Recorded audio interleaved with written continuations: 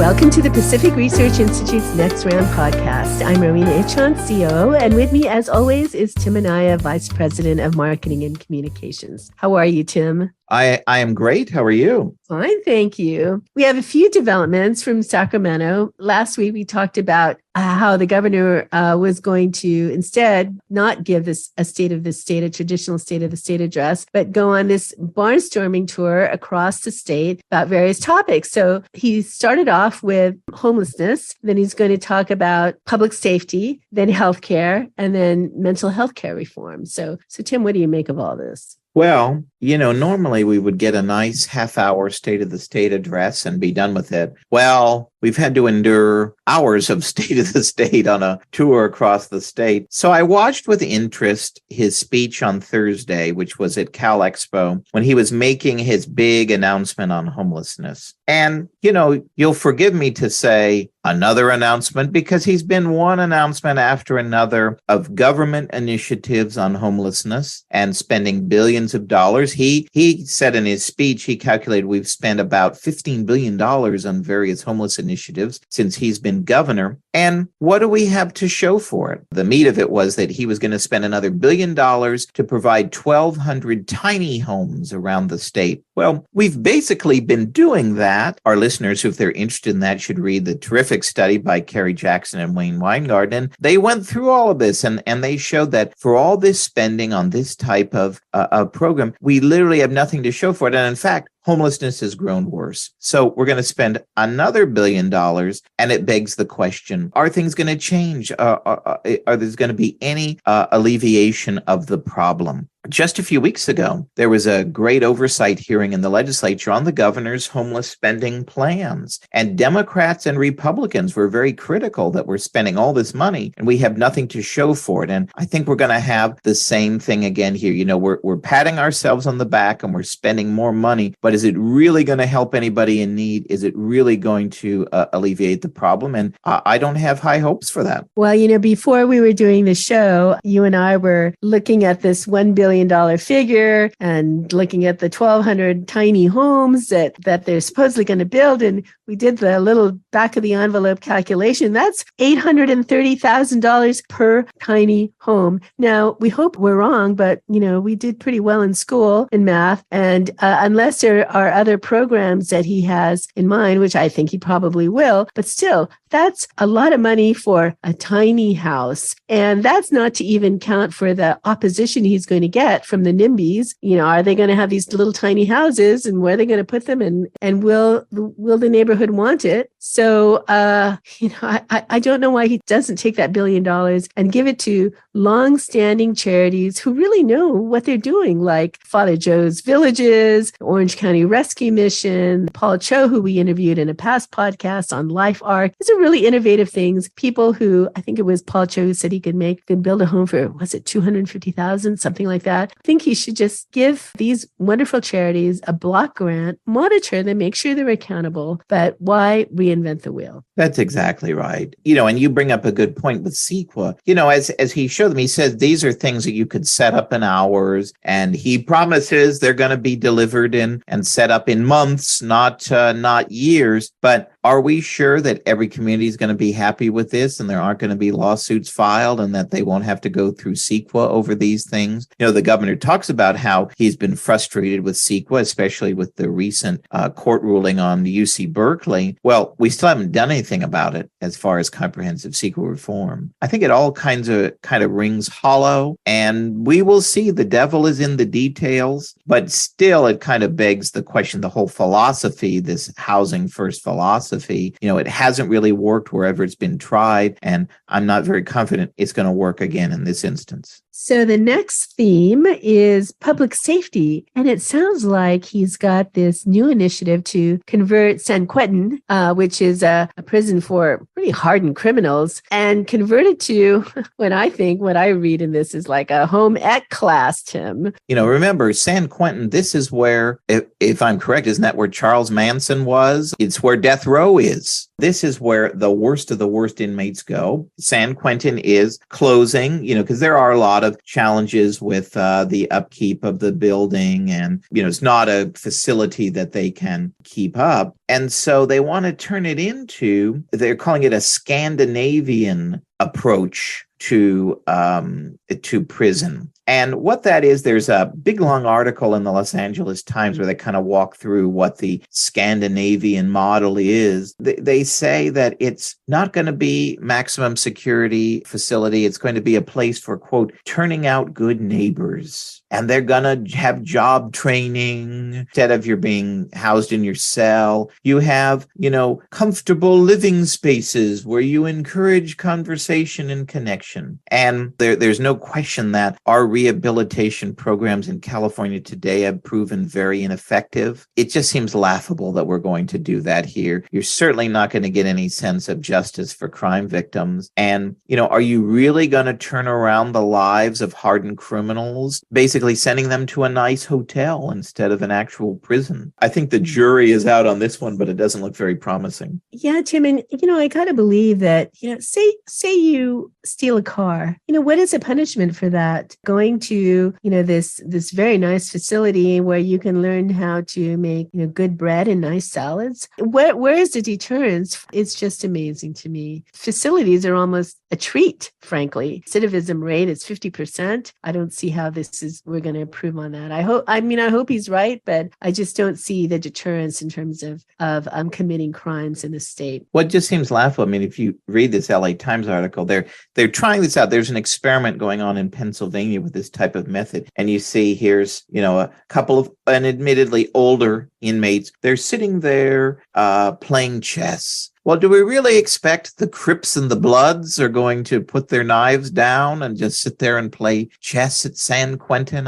It's kind of laughable on the surface. But again, more power to them if they can make this work. But it does not seem very promising to me. So his two other themes are healthcare costs and mental health care reform, which we're going to cover in our podcast next week. But one thing that we do want to talk about is it looks like that he caved in on his original proposal to go after oil companies and they're supposedly price gouging to consumers. He backed off on it and instead is creating this new government bureaucracy that's going to go after these big oil profits in the state. So what do you think, Tim? I think he finally wised up to reality that a windfall profits tax doesn't work, and it hasn't worked anywhere around the world that it's been tried. But I think the idea that we're going to cede power from the legislature, the people's elected representatives, and give it to an unelected commission of bureaucrats appointed by the governor, California Energy Commission, who would be given the authority to subpoena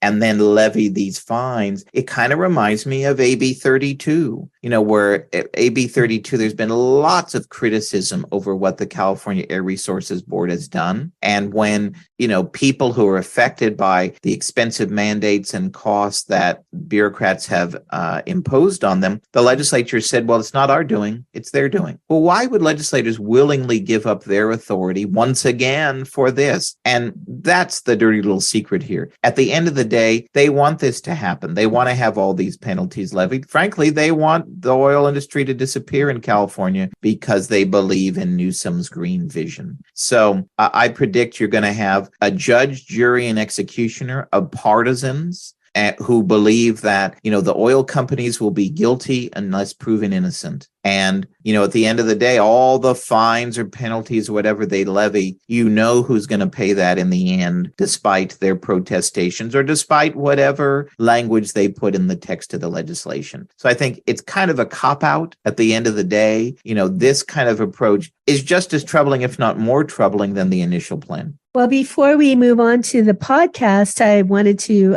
remind listeners that here in Southern California, we have our a luncheon with Philip Howard, who wrote the seminal book in the 90s, The Death of Common Sense. He's got a new book out entitled Non-Accountable on the Power of Public Unions. So we're having a luncheon at Newport Beach at the Pacific Club on March 22nd. That's this week. And we have a few seats left. So if you haven't signed up and would like to come, we'd love to have you. And you can get all the details and register at our website, pacificresearch.org. So Tim, how about introducing this next panel from our Sacramento Policy Conference? Well, this is the conclusion of our series of discussions, and this we've kind of been building up to it. We've heard a lot of the, certainly a discussion of the problems and the status of our urban communities today. And you've heard some great stories of real life change makers who are making a difference and ideas, that could be emulated in other communities. So today is really kind of the seminal panel, which is how do we reimagine our cities? We're in a time of, San Francisco, what is it? Office occupancy rates they're about a third. You've got a lot of, kind of big property. You got a lot of boarded up stores and such. You really have an opportunity with free market ideas and in this time to reimagine our cities and build thriving, livable communities again with free market ideas. So we have three great thinkers discussing their vision in a host of areas. So you have Sal Rodriguez, who is the opinion editor for the Southern California News Group and a PRI senior fellow. He just wrote a booklet for the Free Cities Center on how we can make city services more efficient and less bureaucratic and more encouraging of entrepreneurship and innovation. You have Tom Tait, who is the former mayor of Anaheim, who led a freedom experiment in his city regarding development and property rights that was really revolutionary in their approach to development and economic matters. And then we have our Dan Kolkey, our PRI board member and chair of our California Reform Committee. And he talks about, the big issues that we're facing today of fire and flood and drought and how can we address those issues in reimagining our cities? How do we ensure they have good air quality and how do we ensure they have the right amount of water, not a flood or a drought? So I think it's a very interesting forward-looking presentation by all of our great speakers about how we can build the cities we want to see going forward. So I hope you enjoy listening to it. Thanks, everyone, for listening. And here's our final panel of the Sacramento Conference. We've moved from hopeful to gloomy, back to gloomy, but we're now going to try to push a little hopeful. How do we reimagine cities into thriving urban centers? Despite the problems we've detailed today, and not to make light of any of them, they're very real problems, and that's why we're here. But there is reason for optimism and hope. If there weren't, I don't think we'd have a full room here today. We have to keep hopeful. There are great ideas out there, and we can make real-world improvements. I have no idea how to get them through the political system, but sometimes things can happen at the local level. There's a lot of ways we can push forward. So on this panel, we'll hear from a mayor who improved how a city hall operates. New leaders have taken a different tack, and their corruption scandal has been all over the news. But it's possible to still make reforms and not follow them up with something terrible. We'll also look at harnessing the private sector and competition, and at the importance of improving the way that government handles its basic resource issues, and that's something of great importance. Government needs to do some things. We've got to figure out how to create a system in which they can do them at least tolerably not bad. So our first panelist is the Honorable Tom Tait. He's currently the CEO of Tait and Associates, a national engineering and environmental company. From 2010 to 2018, he served as the mayor of Anaheim. I covered him quite a bit when I worked at the Orange County Register. He was elected on a platform of bringing the values of kindness and freedom to the culture of the city. I think I tweaked you a little bit about that in an editorial once, but you'll get me back. Okay, to enhance freedom and promote innovation in Anaheim, they created the Freedom-Friendly Anaheim approach, and I have an interview with Tom on the Free Cities Center website, and it's really worth reading. They eliminated useless regulations that unduly burdened businesses and entrepreneurs, changed the culture at City Hall. In fact, in many ways, that project is an inspiration for the Free City Center. So without further ado, Tom Tait.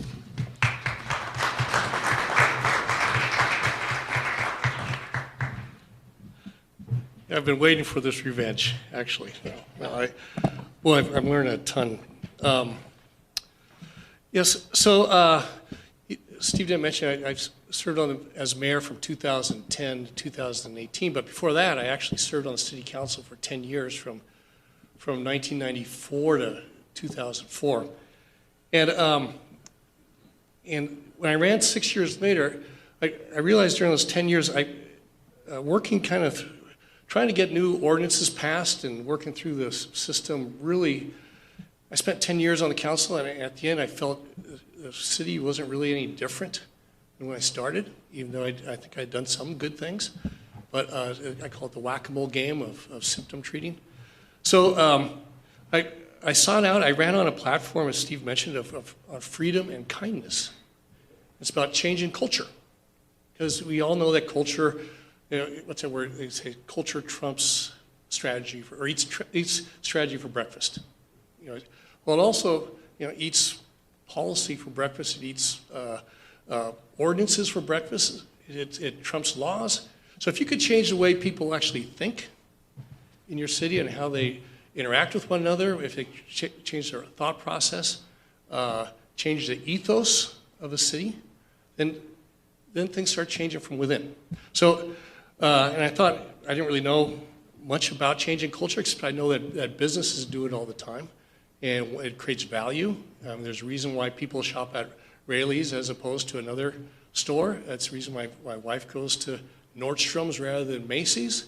They seem to have the same thing, but the cultures are different. Cultures create values in companies. And I thought, why not in a city? And why, if a CEO could do it in a company, why not a mayor for the entire 350,000 people in Anaheim? So what I did is I took two core values that I believe in strongly, and I had to explain the why, and not really the how we want to do things, but the why. And one is freedom. And I think of myself always as a freedom guy, but it really took hold way back in 1980. When I was in college, I spent over a month in China. And I remember when I went there, first time I left the country as a 20-year-old, and I went to Hong Kong, and Hong Kong was the most incredible place I've ever seen. Just so vibrant. And then I got on the train, went 100 miles, and went to Canton at the time. I remember getting off the train, and I remember seeing people lined up against a fence, waiting for something on that train, and they're all in uniform. Different, gray and blue uniforms, except for the green uniforms, which were the military, and they had bayonets on their rifles, and everyone had this look like this. I thought, it just struck me, most incredible place to the worst place I've ever been, and same people, same culture, or same background, I guess, spoke the same language, and one had freedom and one didn't. So that was burned into me there. And then the other is kindness. And kindness, so I mentioned, served on the council. In 2004, I saw signs around town that said, "Make kindness contagious." And I met the guy who put those up, and he was a holistic doctor named Dr. Jayevsky. And he told me a story about his daughter, Natasha, came to my office, and he said, and Natasha, his 6-year-old daughter, had died in an accident the summer before. And they found these beautiful things that she had written about kindness after they came home. And he says, in medicine, you can either treat the symptoms or you can stimulate the body to heal from within holistically. He said, that's what I do as a holistic doctor. And he says, I think the same principle applies to a city. You either treat the symptoms or you can stimulate the city to heal from within holistically. And he says, I think that has something to do with kindness. So for me, that was the light bulb moment, again, because I had the 10 years of the whack-a-mole symptom treating. So 6 years later, these ideas pulled at me. I said, if I don't do it, no one else is going to run on this platform. So I ran and actually won by quite a bit, surprisingly. I had to overcome fear of ridicule and things like that. People think it wasn't serious, but it is very serious. And if you start thinking about what would a free city look like, and you start articulating that as a mayor, and you start talking about it all the time, and people start picking up on those things, what would a kind city do in this situation? And things start to change. And we came up with policies under freedom. We came up regulatory relief task force. We cut a bunch of stupid regulations because we felt that everybody has a dream. Everybody has a dream, and some of those dreams are starting businesses, and those men and women who want to have a dream to start a business oftentimes have to come to City Hall, and oftentimes those dreams are killed in the cradle. And all the good things that come from that, all those jobs that would come from that, all the people fulfilling their life, gets killed because of some stupid regulation that takes a year to get a CUP through a planning commission. Doesn't happen. All those good things don't happen. All that economic growth, all that stuff doesn't happen. So why have stupid regulations? So we cut a bunch. We did things like, I know I'm limited on time, but on kindness, we did a million acts of kindness in our schools. These are kids in Anaheim where 92%,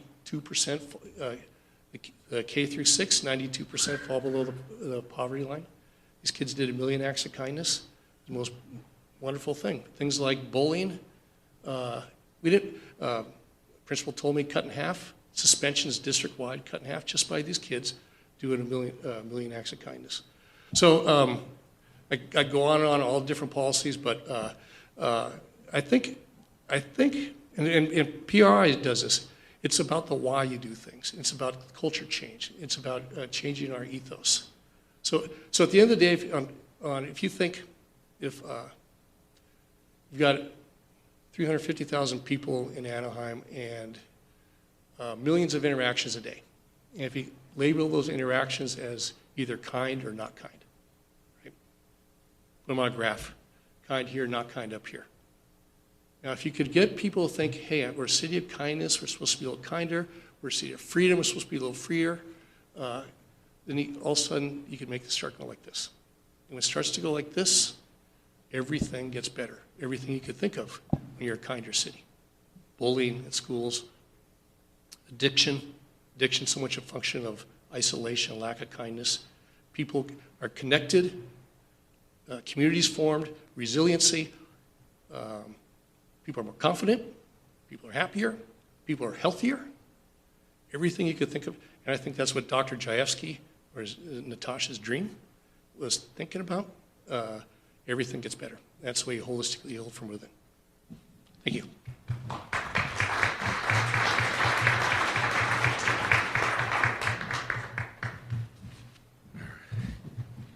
All right, well, thank you, Tom. Our next panelist is Sal Rodriguez, who is PRI Senior Fellow, and he's the opinion editor for the Southern California News Group, and he's my editor at Southern California News Group. So he first joined the newspaper business in 2014 as an editorial writer and columnist for the Orange County Register and the Riverside Press Enterprise. He now oversees opinion pages for the 11 newspapers that are part of the newspaper group. Previously, he conducted investigations of the abuse of solitary confinement. He also wrote about issues ranging from criminal justice reform to pension reform for the Reason Foundation. Sal will share with us some of the findings of his new Free City Center booklet, Dynamism or Decay, Getting City Hall Out of the Way. You should all have a copy at your seat. And anyway, welcome, Sal.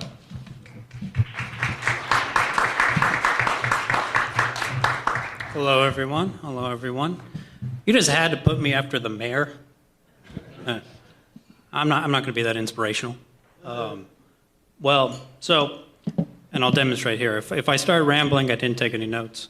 If I start rambling, feel free to boo me off the podium. Won't be the first time. So I'm from the city of Los Angeles, born and raised. We all make mistakes. And I'm sure everyone in this room many of you have probably been to Los Angeles, and you've had the same thought that has racked my brain since I became sentient. What is that, 25 years? What the hell's going on here?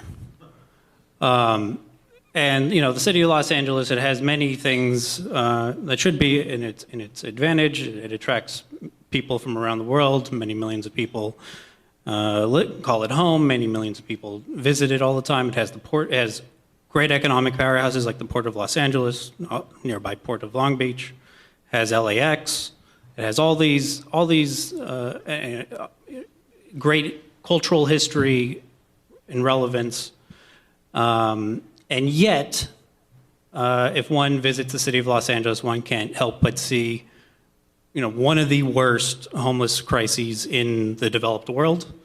One can't help but see, growing petty crime everywhere that's just normalized. One can't help but notice the poor quality of the streets. There's all these things that you would think that a city with billions of dollars at its disposal could maybe get a handle on. Now, when it comes to a city like Los Angeles, though, and like many cities in decay, of the sort that were listed in the index that we saw earlier, one way that might help frame how to think about those cities is that those are cities that have lost their way. They have lost their purpose. They have lost their function. They're no longer serving the public. They're serving themselves. A lot of them have just become one big scheme of transferring money from the productive to government employees. Public sector unions are dominating cities like Los Angeles, many of the big cities across the state. You don't get on the city council these days if you're not backed by at least a few of them, and you will do what you're told. You will vote accordingly. You will uncritically vote for any contract that comes up. If any proposal comes up to maybe do things differently, maybe outsource something that's been outsourced before, it's not going to happen. It'll be amazing if it's even on the agenda. Which brings me to my book, which you have. 53 years ago, Bob Poole, the founder of the Reason Foundation, he wrote in his book, Cutting Back City Hall, and this is more or less accurate phrase. This was 53 years ago. Virtually every public function that a city does is being done by the private sector somewhere right now. Trash collection, street sweeping, tree trimming, firefighting, security services, the list goes on. All of it, basically everything. And yet here we are. So take the city of Los Angeles. Very little is outsourced. Like many cities across the state of California, about 20% of the city's budget goes to pay for public employee pensions as a result. Compare that to 20 years ago when about 5% or less of the city budget was going toward pensions. It's a lot of money going to pay for people who are no longer working. And yet that's the trend now in cities across the state. They have less money to work with. When you go from 5% of your budget to 20% of your budget going to public employee pensions, that means less money for all those things that I previously mentioned. That's less money for street maintenance, less money for taking on pressing social problems like homelessness, tackling crime, providing any degree of competent services. And so there are a couple things that I can branch off here that I get into the book. One is that cities have been co-opted by public sector unions across the state because it's politically not that hard to do. Most of us, maybe the people in this room, but maybe people in our extended families, if you were to ask them, who's your city councilman? No idea. Who's the mayor? What do they do? When was the last time you've been to a city council and given a talk or sent an email to your city councilman? most people, they're like, I don't even know how the hell to do that. And if they visit the website, they see it's from like the 90s. Can't even navigate it. The email will probably bounce back. And that's because, ideally we should all be able to go through life and not have to care, because there's not a lot for the cities to mess up, but they do because they've been allowed to. Because concentrated interest groups like public employee unions, like in many cases business interests as well, they all can find the opportunity, they can exploit it, they can dictate what goes on in city halls across the state. They can buy off city halls that will steer money to either the unions or to big business interests. They'll call it incentives. That's how it goes. That's how the game works. We've seen it all across the state. Up here in Northern California, cities like Sacramento, Oakland, San Jose, these are all cities that are also on track to be like LA, devote 20% of their budget to pensions by the end of the decade. That's assuming everything goes well with the stock market. And as we all know, maybe not. So that's one problem. The other problem is, cities are only as good as the rules that they put in place. And, the rule-making, the ordinance-making process is as subject to the influence of special interests as the delivery of public services. So that's how you get outcomes like in the city of Los Angeles, Measure HHH, a $1.2 billion bond to build housing for the homeless, right? Great goal, very noble, fantastic. They promised 10,000 units. It's a crisis, people are dying on the street, right? Big deal. So what did the city of LA do? Well, they according to City Controller Ron Galperin last year, they're now spending an average of $600,000 per unit of homeless housing funded by Measure HHH. They are thousands of units behind. They imposed project labor agreement requirements on Measure HHH projects to get the union some extra money because, oh yeah, this was supposed to be about homeless housing, but I guess it's about something else. And according to the Rand Corporation study, the net result of that was not only the 40% higher per unit cost per homeless housing unit than was projected, but also, the city's project labor agreement what applies to projects of 65 units or more. So what did developers do as rational actors? They build smaller units, and hence an 800 unit deficit to date as of 2021. It's remarkable. But so special interest influence, it distorts how decisions are made in cities across the state, across the country. And so now I have to be hopeful. All right. So what do we do about it? So step one is to vote out the bastards. That's step one. If you see that they're backed, if you see that a politician, a candidate is backed by all of the unions, yeah, you should probably not vote for them. Unless you have really, really compelling reasons to, like you're a union member. You also have to, why are people calling me? You also have to make sure that what city governments are doing is about measurable outcomes, that they're actually doing what they should be doing. It's about accountability at the end of the day, is holding city leaders, city officials accountable to what a city does. That's what they're supposed to be there for, ostensibly, allegedly. And one thing that I propose in the booklet is to take some things off the plate of city halls. Why have them oversee not just, why have them oversee so much? Why do they need to oversee police, fire, street sweeping, the bureau of this, that, or whatever?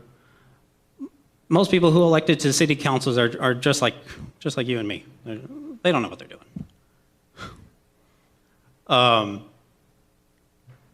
So let's tap into what Bob Poole observed half a century ago. Let's tap into what the city of Lakewood has been doing since the 1950s and embrace a contract model for most cities. If there's something that can be contracted out, do it. If a city doesn't need to be, if a city, do we really need street sweepers to have CalPERS pensions?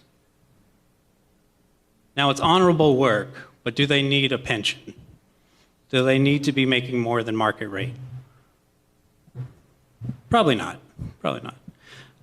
To take just a small example, something small, some ridiculous story that just popped into my head. I remember just a few years ago, the city of Moreno Valley was debating what to do about school crossing guards that they were funding, and they were city employees.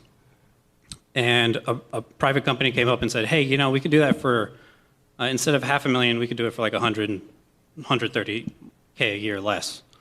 And then also other people were saying, how about we do volunteers? But no, got to pay $500,000 or something. And so the city refused to consider the idea because the only people who showed up to the city hall were the public employee unions. And I said, no, how can we have a private company or volunteers do school crossing guard duties? And then just scale that up to more and more important things. So from school crossing guards to trash collection to fire to paramedic services, that's just all across city halls. And so my humble proposal, after voting out the bastards and holding them accountable, let's make privatization great again. I need to workshop that, but you know the idea. And so with that.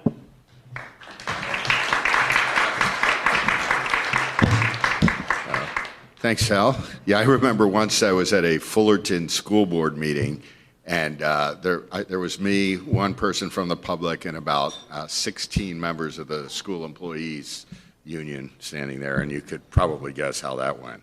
Okay. Our next panelist is the Honorable Dan Kolkey, who is a PRI board member and chair of PRI's California Reform Committee. He has served as Associate Justice of the California Court of Appeal for the 3rd District and as counsel to the Governor of California. And it probably wasn't this one. Yeah. He has been a partner, or else we would have blamed you for something. He has been a partner in the San Francisco office of Gibson, Dunn, and Crutcher, chairing the firm's California Appellate Law Practice Group. He was named by Daily Journal in 2018 as one of California's top 100 lawyers. He will speak today about his Free Cities Center article on using gubernatorial executive powers to address wildfires and floods. And also, please see his chapter in the PRI book, Saving California.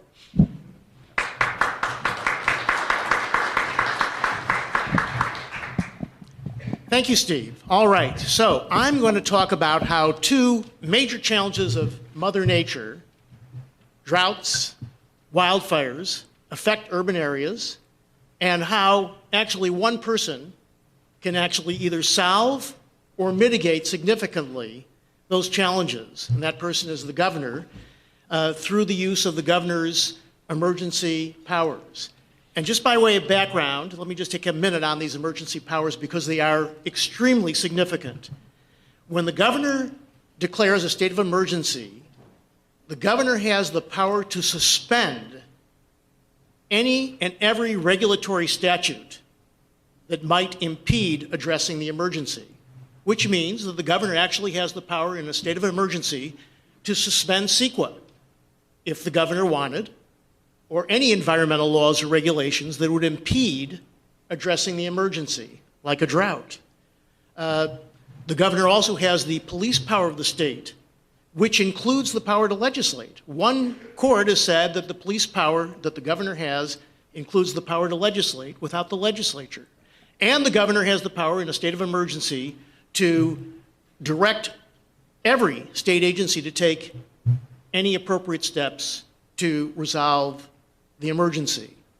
So with that in mind, let's just start with drought. Despite the huge torrents and storms that we experienced this winter, 95% of the water, of the rainwater and stormwater that went into the Sacramento, San Joaquin Delta, 95% was flushed out into the Pacific Ocean. And despite these rains, 43% of the state is still considered to be in severe drought condition. 92% of the state, almost all the state, is at least in a moderate drought condition. Thus, there is an emergency that could be addressed with the governor's emergency powers. So what's happened? In 2014, recognizing the need for water storage, the voters of the state voted on a margin of 67% in favor and only 33% opposed. They approved a $7.1 billion bond measure to create water storage in California. That's 2014. 9 years later, not one project has been completed. Now, let me give you two examples in what the governor could be doing. Example one is the Sites Reservoir, which would be the 8th largest reservoir in California. It would be able to provide between 1.3 million acre feet and 1.5 million acre feet of water a year. In 3 years' time, the proponents of the project produced an environmental impact report. The State Department of Fish and Wildlife objected to it, requiring revisions. It's now working on the revisions. When that revised environmental impact report is presented soon, the governor could, with his emergency powers, suspend CEQA, look at the report. If he determines with his administration that it adequately addresses environmental issues and is structurally sound, the governor could simply order each relevant state agency to approve it and get this thing constructed. That probably won't happen because most environmental groups are opposed to the Sites Reservoir, but it could be done with one person's decision. Let me give you another quick example. This is not part of the 7 projects that the voters thought they were approving in 2014, but there's a reasonable proposal to simply increase the height of the Shasta Dam, an existing dam, increase the height by 18 feet. Just increasing the Shasta Dam by 18 feet would provide 14% more water storage in Lake Shasta, which, by the way, is enough to fill 2/3 of Folsom Lake. In other words, just raising 18 feet of the Shasta Dam, which, by the way, was designed to be much higher, just raising 18 feet, you can fill 2/3 of Folsom Lake. Again, environmental groups are opposed. They claim that raising Shasta Dam would inundate ancestral lands of one Native American tribe. Interestingly enough, I found that that claim was made years ago against the Shasta Dam even being erected. And then they claim that the McCloud River would be inundated, but the proponents of the project say, no, that's not the case. In fact, as it would provide more cold water that would actually nurture fish in the McCloud River. Again, the governor could, after there's an environmental impact report, simply determine whether it's adequate, suspend CEQA. That basically prevents any lawsuits from being based on CEQA, right? If you suspend the law, then how do you bring a lawsuit based on law that's been suspended? So again, this could be moved along. And let me just, on the drought issue, by comparison of our waiting 9 years and not having one project constructed from the 2014 ballot initiative, Hoover Dam was constructed in 5 years. Shasta Dam was constructed in 7 years.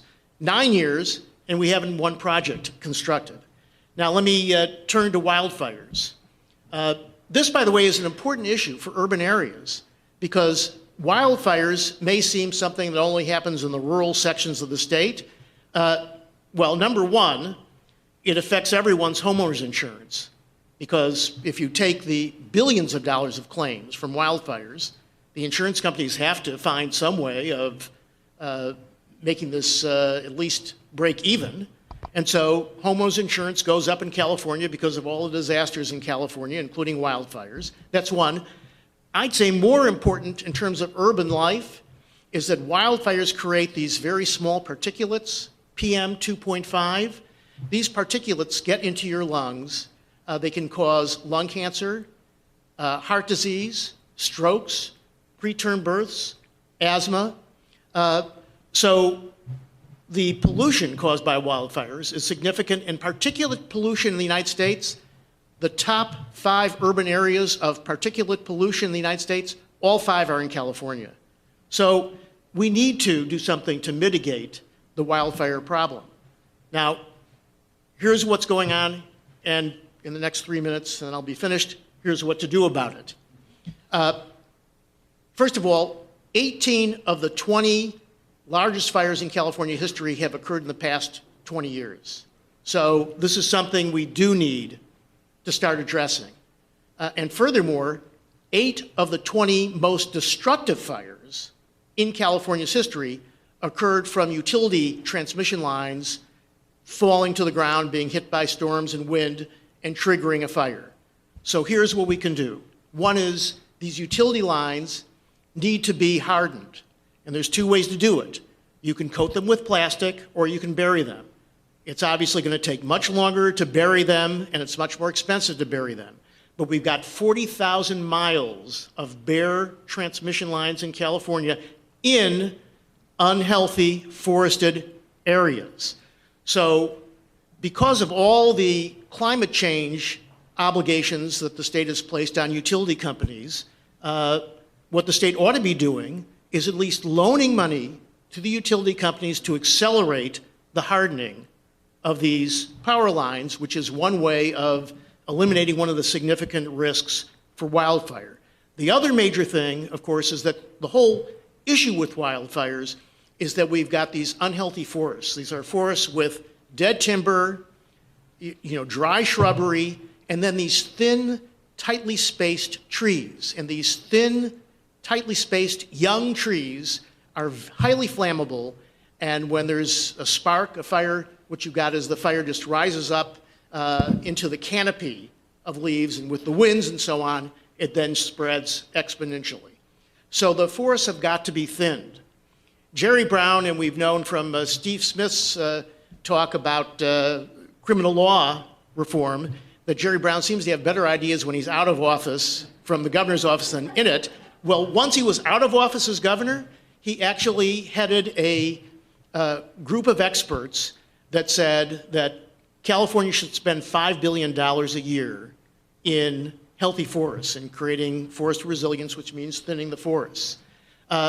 We had a $52 billion surplus in this current fiscal year. Instead of spending $5 billion or $3 billion or $1 billion, the state simply appropriated $520 million, which is insufficient given that we've got 5 million acres of forest in California that are under state control that need to be more resilient. We don't have just 5 million acres of forest in California. We've got 5 million acres under the state's jurisdiction. Other parts are under federal jurisdiction. 5 million acres that need to be made healthy. So if the state, now running a deficit, doesn't have the money to do it, what it ought to be doing is this. It ought to be authorizing timber companies pursuant to tightly controlled contractual arrangements to start thinning those parts of the forest that have these thick, packed, young trees, remove some of the dead wood. And there's only one problem to authorizing that, and that is that while in the 1980s, California had 140 mills to process the lumber, now it only has 30. So what the state is going to have to do is provide some tax incentives to generate the mills, to process the lumber that the timber companies will cut. And I would say this, if the state can subsidize all these electronic vehicles, why not subsidize something, namely mills, that will provide protection for our forests? Because a recent study by the University of Chicago and UCLA found, and this is how I'm going to end, they found that the 2020 wildfires alone spewed twice as much greenhouse gases as the state had reduced in 18 years. In other words, 1 year of fires created twice the amount of greenhouse gases that the state had reduced over 18 years. So if you want to talk about a cost-effective way to deal with greenhouse gases, you would deal with the wildfire problem if you had to choose between that and subsidizing the electric vehicles. So with that, I will close saying there is a way to address our problems if we simply have the leadership that will do it. Thank you.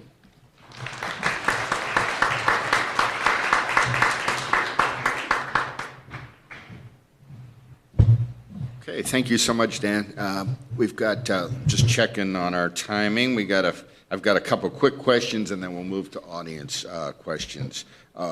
So first, I was talking to Tom before, and he was saying that there are no other cities in California that are embracing the freedom-friendly approach, which that was my question, which others are. Anyway, why not? I mean, it does make sense even at a practical level, right? Yeah. So in Anaheim, one of the challenges I faced was the city giving out these large subsidies, which Steve, you wrote about a lot, and were very helpful in pushing back on those. In Anaheim, we have a big theme park and baseball team, and hoteliers are getting massive subsidies from the city, and those same interests contributed massively to the campaigns. So I guess maybe it's because the general interest doesn't have a special interest that contributes massively to campaigns. It's probably the best reason I could think of, because okay, I'll put you on the gloomy scale of things today. Okay, on the gloomy on that. The yes. gloomy meter Yeah. today. Okay. Yeah. By the way, I do want to add, those subsidies, study after study shows that these big subsidies to big corporations do not work. They do not increase the economy of a city. If you want a predictor that increases future growth, is actually a large immigrant population for entrepreneurship. Yeah, the Knoll, is it the Knoll report that looks at all the different arenas and found that they never provide their economic promises? Go figure. Sal, question for you. In your booklet, you advocate for privatization, which I agree is very important, better than government provision of services. But sometimes privatization embodies the worst of all worlds, right? You get government monopoly and the profit motive. Just think of your monopoly cable provider. Anyway, is there any hint to avoiding that problem? Yeah, so step one is to not put any restrictions in place on competition, step one, which can be harder than you think. For example, back when I started in the newspaper business, the city of Riverside, they allowed just one company, AMR, to provide both emergency and non-emergency ambulance services. In the city of Riverside, all the surrounding cities, they allowed any ambulance company to provide services, compete for services. And you can imagine what was going on then over the course of 40 years with one company having a monopoly. In the city of Riverside, there were, what would you do? Of course, you're going to charge as much money as you can get away with because there's no competition, doesn't matter. And so in place, the city of Riverside had what was called a need and necessity ordinance, where they would only issue a permit to any competitor as long as they can demonstrate there was a need and necessity for competition. And you can imagine how those city council meetings would go when a company would put in for an application. They would say, hey, yeah, we do this everywhere. We do this in all the surrounding cities. We could totally do it, save people some money. And then AMR and then their favorite crony councilman would say, well, wait a minute, there's no need and necessity for any competition. And then that would go on for years and years and years and years. And then I was stuck in the in a loop of repeatedly asking, what are you doing? I would call up the council members. What are you doing? What are you doing? What are you doing? What are you doing? And eventually they realized, oh, wait a minute. Yeah, we totally could. We totally could allow other ambulances to do business. So that's step one. Get rid of get rid of any arbitrary, obviously protectionist ordinances that are anti-competition. The other thing that you have to do if you're engaging in privatization is you have to have an open and competitive bidding process. Time limit the contracts, include obvious accountability metrics. What exactly are you trying to accomplish? You know, it's not like government bureaus right now are doing that with how they do things. And then hold them accountable. And if they're not doing the job, if they're not providing the service, you axe them. And then you put up for a bid and get more competition. That's how it should go. Great. Well, thanks, Sal. And quick question for Dan, and then we'll go to the audience. Dan, doesn't the wildfire crisis give ammunition to environmentalists who want to cram us all into an existing urban footprint and keep us away from those urban-rural interface zones? Well, of course, I mean, the environmentalists are right in terms of saying that, look, when you're in that urban wildlife interface, that it can be a greater risk to homes from wildfires or to health. So I think what we've got to do, though, is change the narrative of the debate. And changing the narrative of the debate is simply to say, look, we need healthy forests that are not subject to these conflagrations, because forests do act as a sink against greenhouse gases. So they are a pro-climate change thing when you have healthy forests. And, of course, no one wants these small PM 2.5 particulates going through the air and going into your lungs. And again, if we can say, look, what we've got to do is focus on forest health. That's where we ought to be spending our efforts, not in telling people that they can't be at the urban forest interface. Instead, we've got to make sure these are healthy forests such that we don't have overcrowded cities, people can live in less expensive venues, and we take care of what needs to be taken care of, which are the forests. And we could let the insurance system reflect market rates so that moving to that area would reflect it. That's right. Okay, thank you. So any audience questions?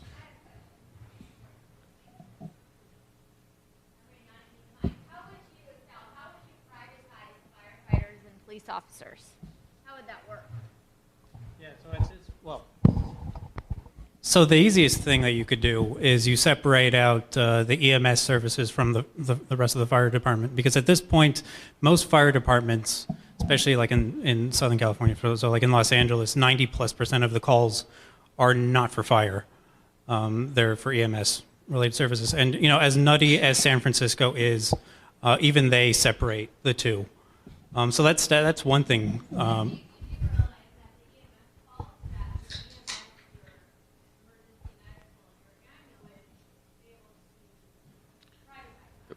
Private sector used to do it for a long time.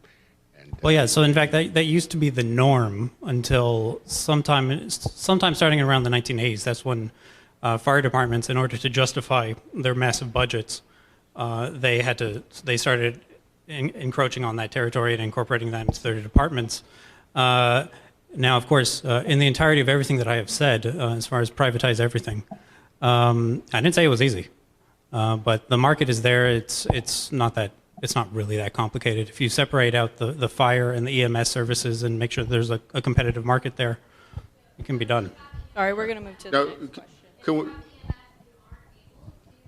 Well, you want to make sure that they can do it. You don't. Gotta do what you gotta do. Yeah. Let's get another question.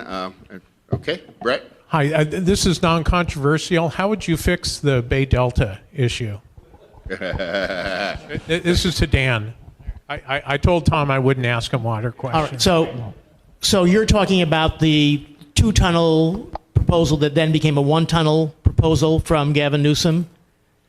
So, you know, again, the environmentalists are, opposed to this, but as long as there is a drought emergency, which there is, the governor can lift the environmental laws like CEQA and just have this done the way it was done before CEQA, which is you do an analysis of what the impacts are going to be and what the consequences are going to be, and you have the state approve it.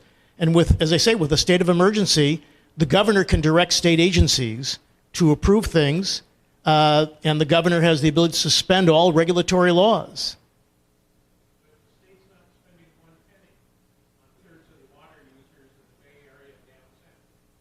Right, so I'm not arguing between 2 tunnels versus 1 tunnel. I'm just talking about a way to get this done, which at this point, seems to be a complete stalemate. And of course, it's a stalemate because you've got CEQA, and all these laws provide a basis for lawsuits and ways to stall the completion of the project. And of course, ultimately, this is a political issue too, right? I mean, the governor has got to be willing to take the heat from the opposition, from the environmental groups, with respect to doing this. But if it makes sense and you've got the courage to do it, it can be done.